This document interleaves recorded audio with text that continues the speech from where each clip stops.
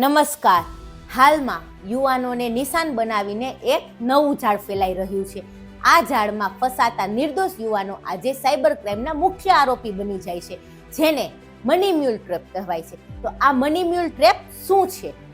ઉદાહરણ તરીકે સાયબર ગઠિયાઓ યુવાનોને કહે છે, ભાઈ તારું બેંક એકાઉન્ટ થોડા દિવસ માટે વાપરવું છે, હું તને 5,000 થી 25,000 રૂપિયા આપીશ. આ એકાઉન્ટમાં લાખો કરોડોના ફ્રોડ ટ્રાન્ઝેક્શન થાય છે. ત્યારબાદ પોલીસ સિસ્ટમ મુજબ એકાઉન્ટ હોલ્ડર જ મુખ્ય આરોપી માનવામાં આવે છે.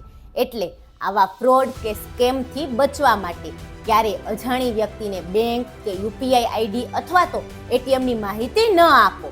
પૈસા ટ્રાન્સફર કરવાની કમિશન જેવી ઓફરથી દૂર રહો. માતા પિતા સંતાનોના બેંક એકાઉન્ટ અને અચાનક આવતા પૈસા પર નજર રાખો. કોઈ શંકાસ્પદ પૈસા આપે તો તરત જ બેંક અને પોલીસને જાણ કરો. આ વિડીયોને તમારા પરિવાર તથા મિત્રોને મોકલીને સતર્ક કરો. સાવચેત રહો, સુરક્ષિત રહો. રાજકોટ શહેર પોલીસ તમારી સેવામાં. જય હિન્દ, જય ભારત.